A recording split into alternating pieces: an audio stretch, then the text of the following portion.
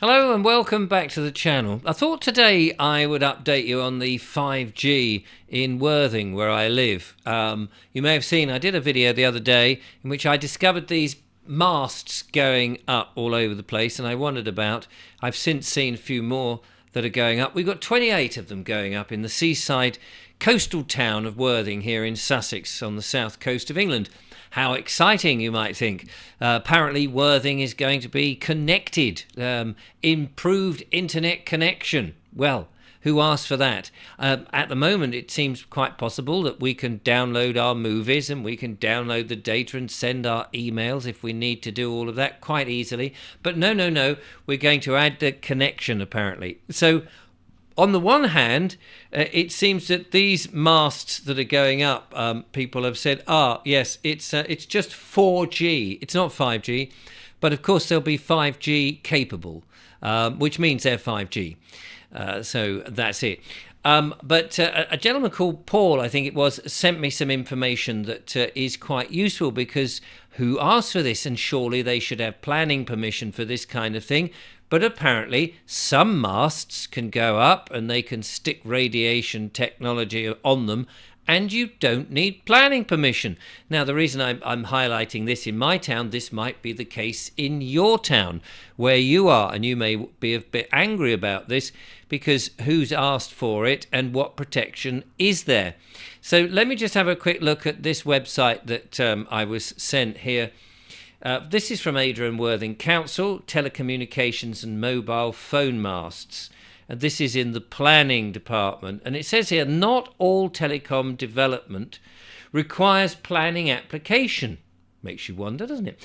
The government has given licensed telecom operators permitted development rights to carry out certain types of telecoms development without planning permission. Some types of development require prior approval where the planning authority can comment on design and siting but cannot challenge the principle of the development. For more minor development, the councils are given 14 days to comment, but the operators do not have to take these comments on board. Excuse me? What is the point of that then? Despite sometimes not needing planning permission, all telecommunication development must be built in accordance with International Commission on Non-Ionizing Radiation Protection.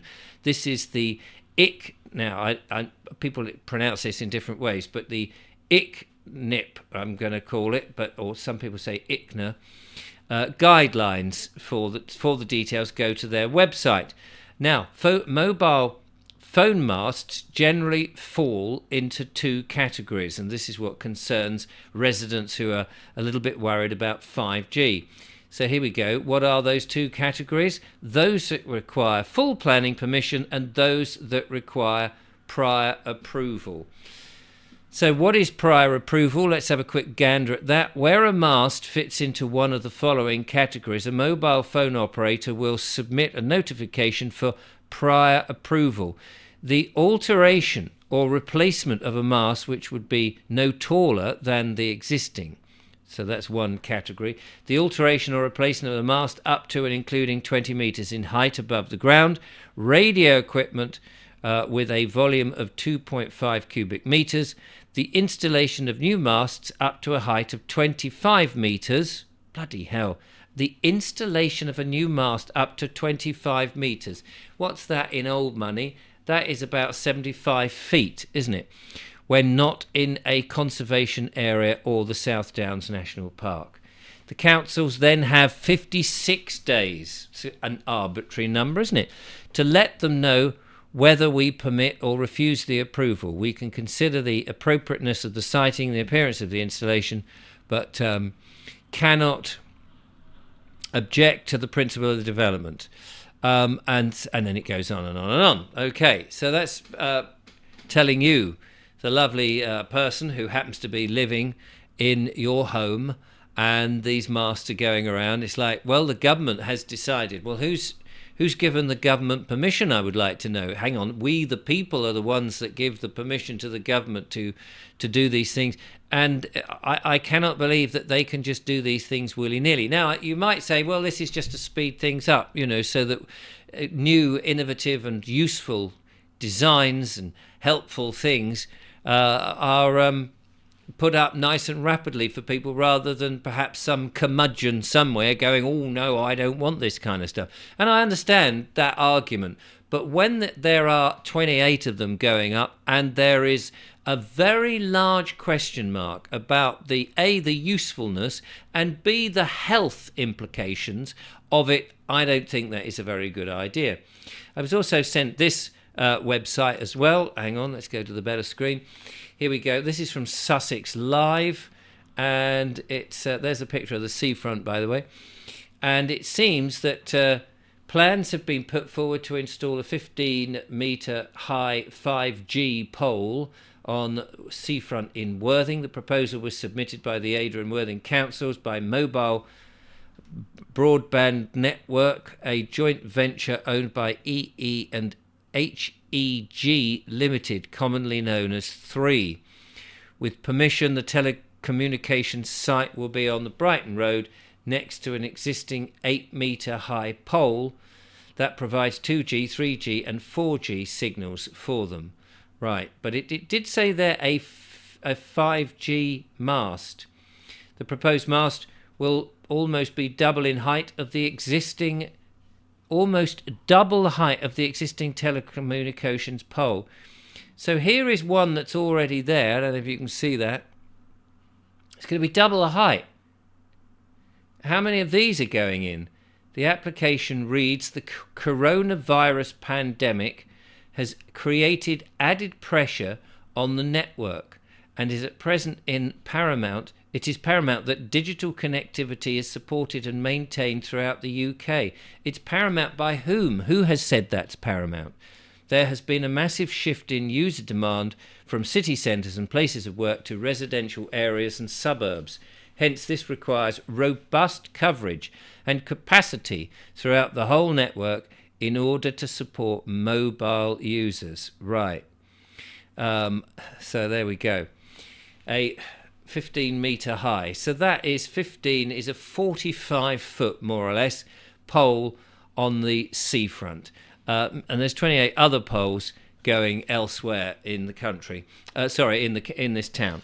Now, I spoke to Mark Steele, who's an expert on 5G, and he told me that what we need to do, and this may apply to anybody else who's got these popping up around them and are a bit worried about the health risk of this, which is really what it's all about. It is going to be a health risk. We know that this radiation technology, the 5G particularly, is a beam technology. It sends out a beam of concentrated radiation in order to get to the point. Unlike an ordinary aerial, if this was an ordinary aerial, this is actually just a television changer. Not that I have a television as such, I have a monitor. But this, so what in an ordinary aerial, it would radiate all over the place in different things. So it's a much weaker type of radiation. But a beam is a focused one, so that you could focus straight towards a building, straight towards a object, or straight towards a person. And depending on how high you turn it up, that could be disastrous for that building, that object, or that person, because it is a concentrated beam, like a laser, which means that you could lock onto something and radiate the hell out of them. Not saying they will, but I'm just saying the possibility is there, which then, if in that case it could be used, I'm not saying it is, I'm not saying it will, but it could be used by nefarious people, let's say, as a weapon.